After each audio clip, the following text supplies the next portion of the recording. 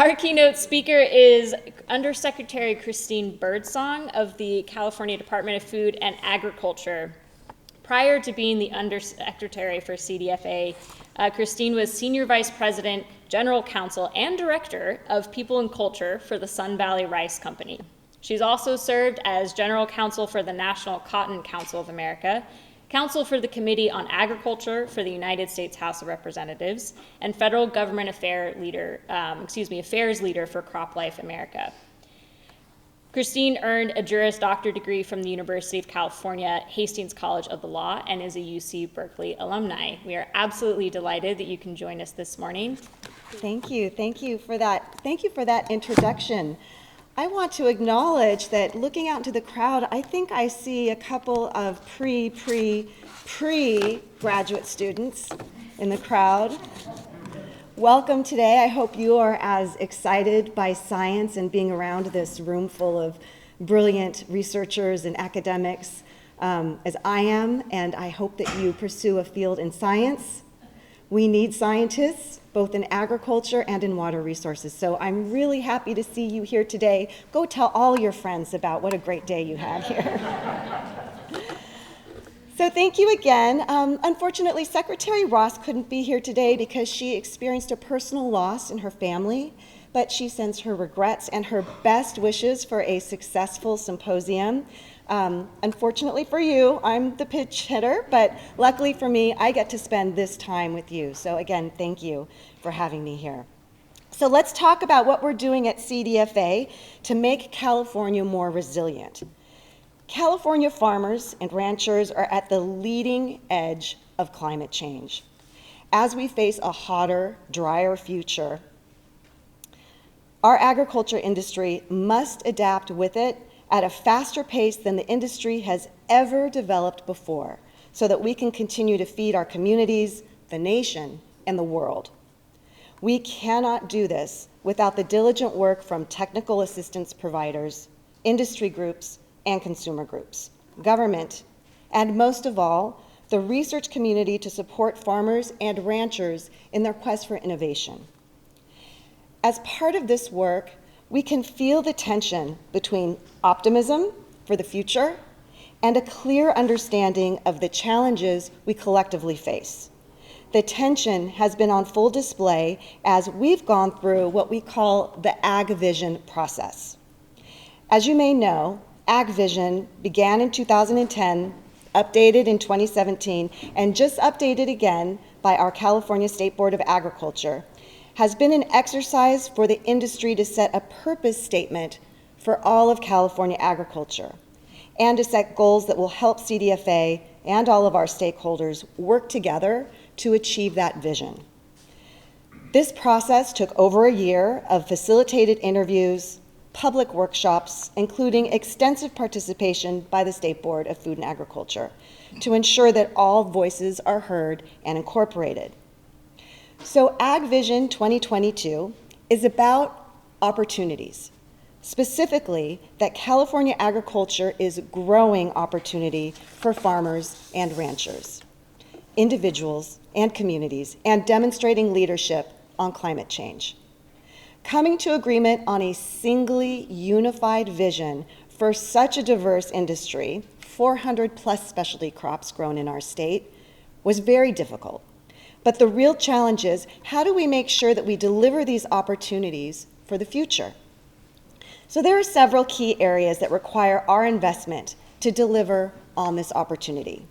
These include environmental resilience, adaptation to pest pressures, research, and innovation.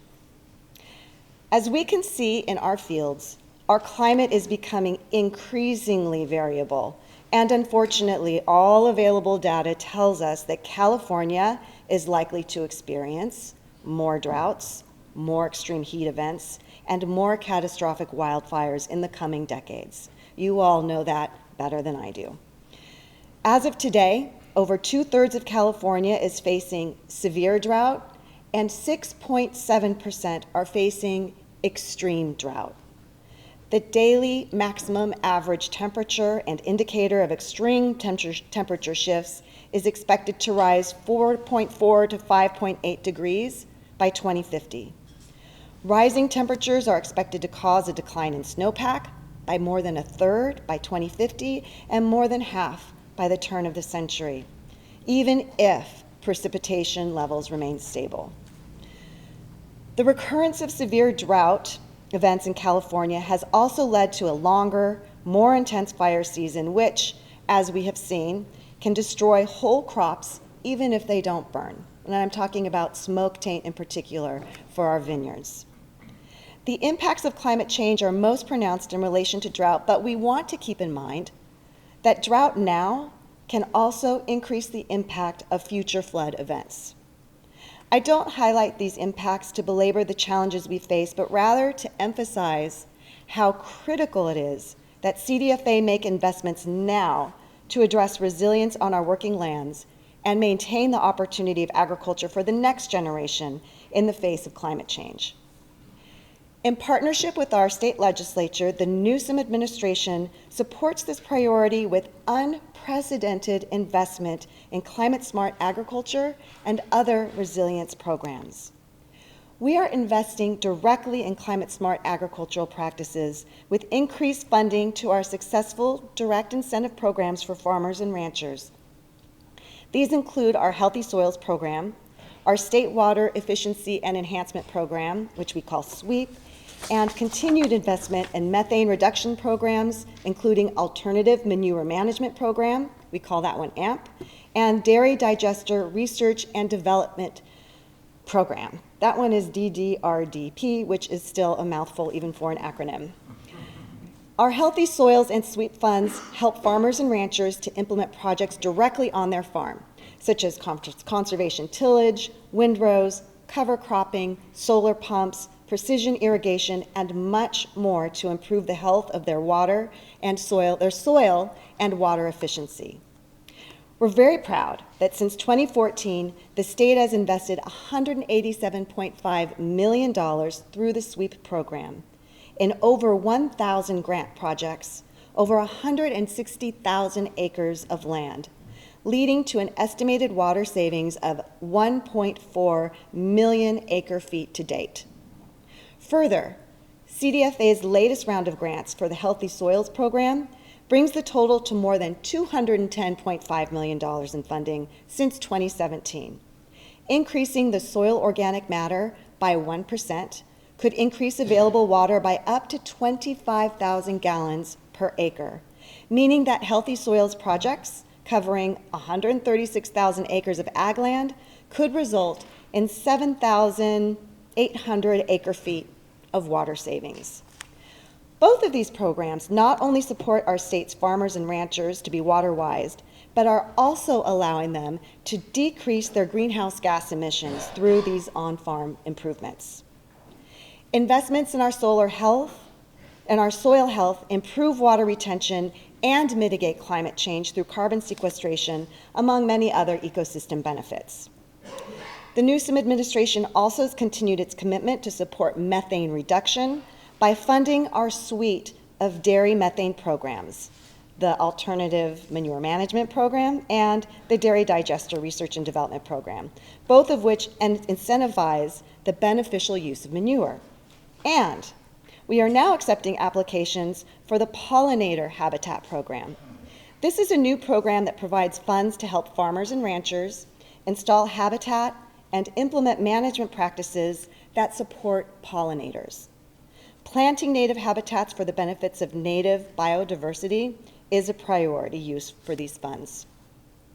We also invest indirectly in the adoption of these practices by building capacity with technical assistance providers and through research. We regularly ensure that a portion of our funds are always available for technical assistance, both to support the application for and implementation of our climate-smart agriculture programs.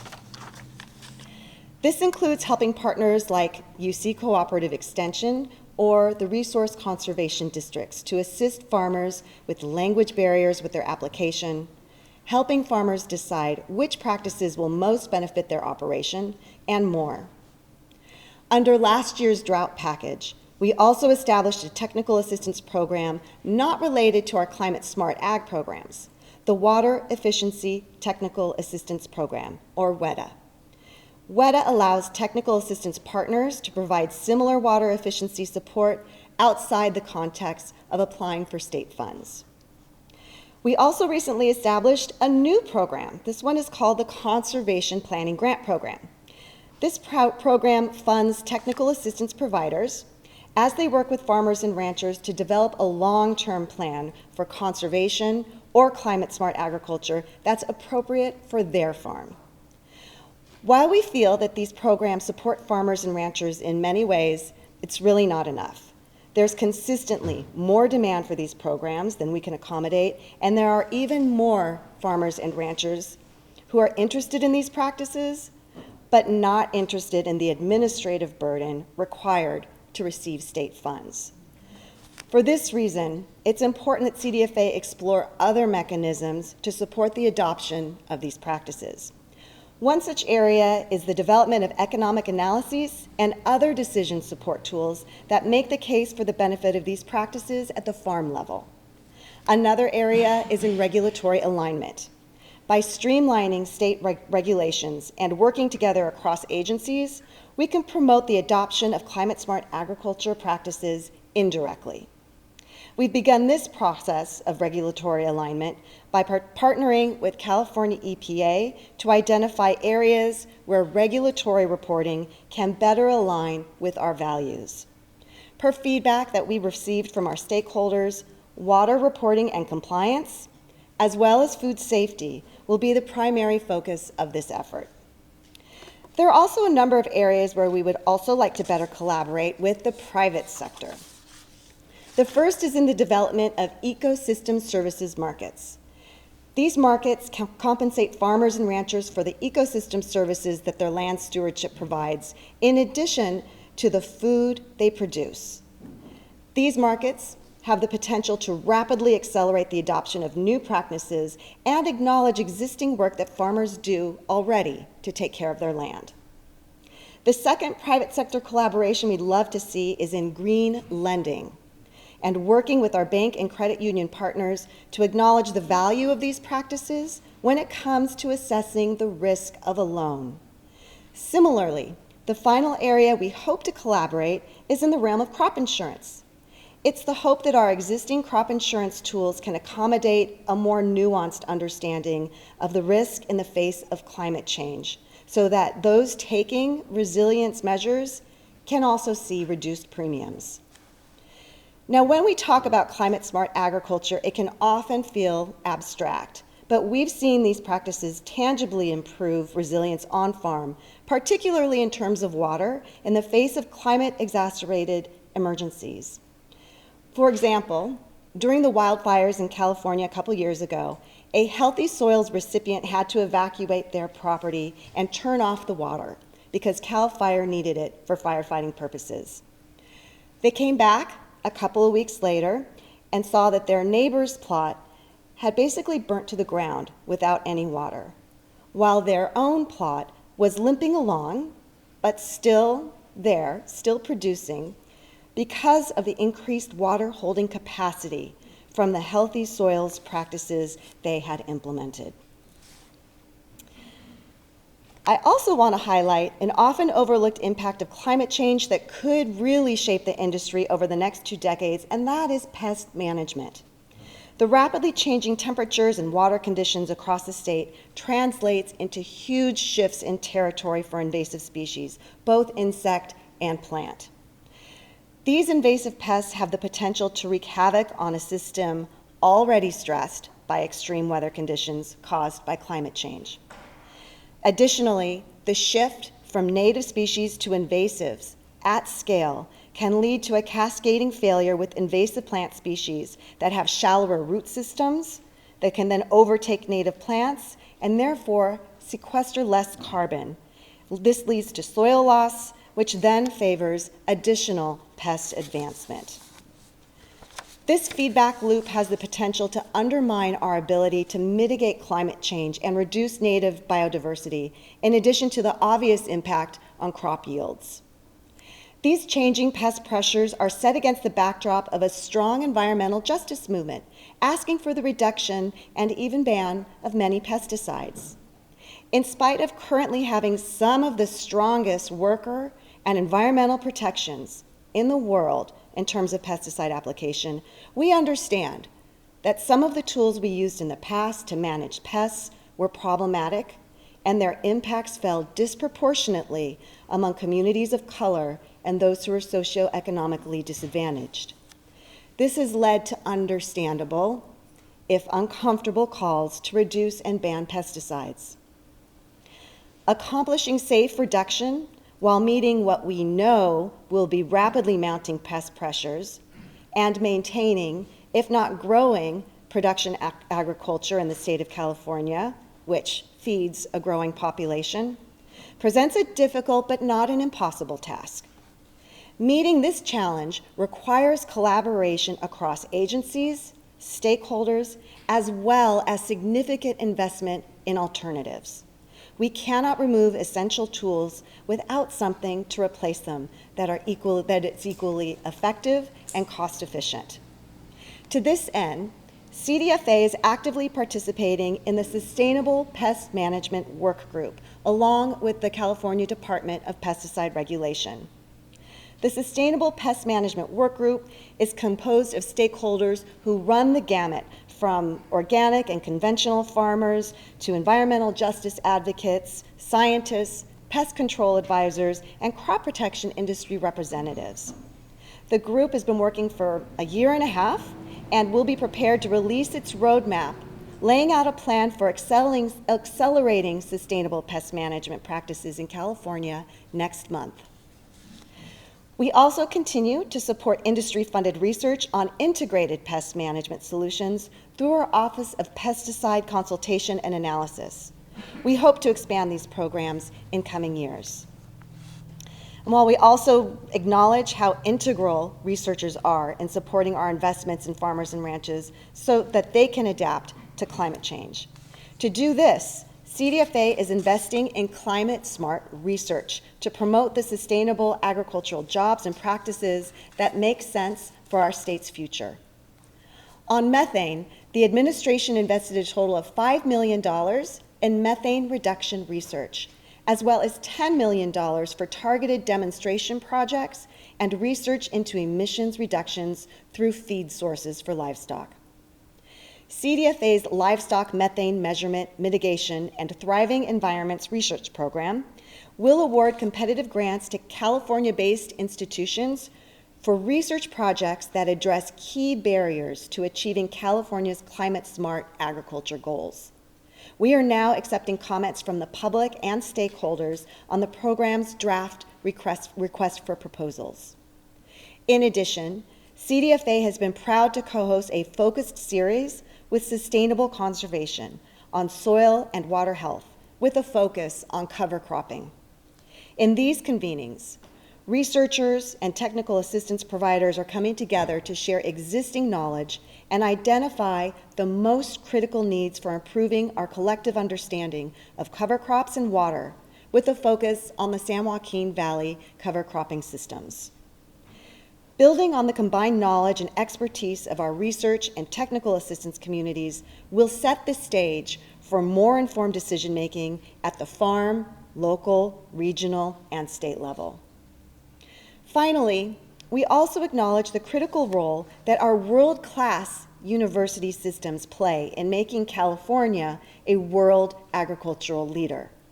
We are home to one of the world's top 10 agricultural science universities and 11 Tier 1 research universities. Continued investment in these universities will be essential to ensure that we maintain our edge while facing the challenges of climate change. The 2022 California state budget provides $50 million to support equipment and facility upgrades at the CSU University Farms, which provides hands-on experience for career preparation in climate resilience, regenerative agriculture, animal welfare, food processing, and water and natural resource management. An additional $185 million is for the UC system as a whole, for applied climate research, the establishment of regional innovation hubs, and workforce development. These investments provide real-world preparation that ensures our ag labor force can keep pace with technological advancements. Although climate change has already begun to stress our food production systems, our California ag community is meeting the challenge. We have always been ahead of the curve in California, be it creatively through our entertainment industry, innovatively in our tech sector, or progressively in our workplace and environmental regulations. California ag is constantly evolving and already leading the country in climate-smart ag practices that protect our biodiversity, reduce and even absorb carbon emissions, conserve our precious water resources, enhance the health of our soils, and all while continuing to do what we do best, which is feed the world. Thank you.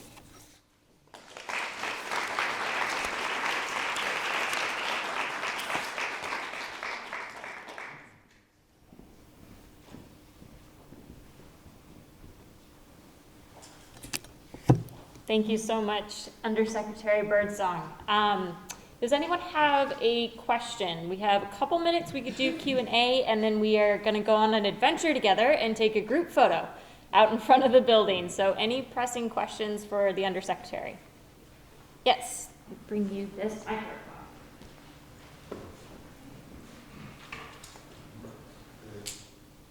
I was surprised that given that California has a leading university when it comes to research in genomic and biotechnology, that you didn't mention this avenue. At least in my view, we need to combine both biotic and abiotic solution, and not integrating the two to me seem to be an oversight that the state will pay for, especially given that we are the dominant state in this area, and we don't want other countries to take us over.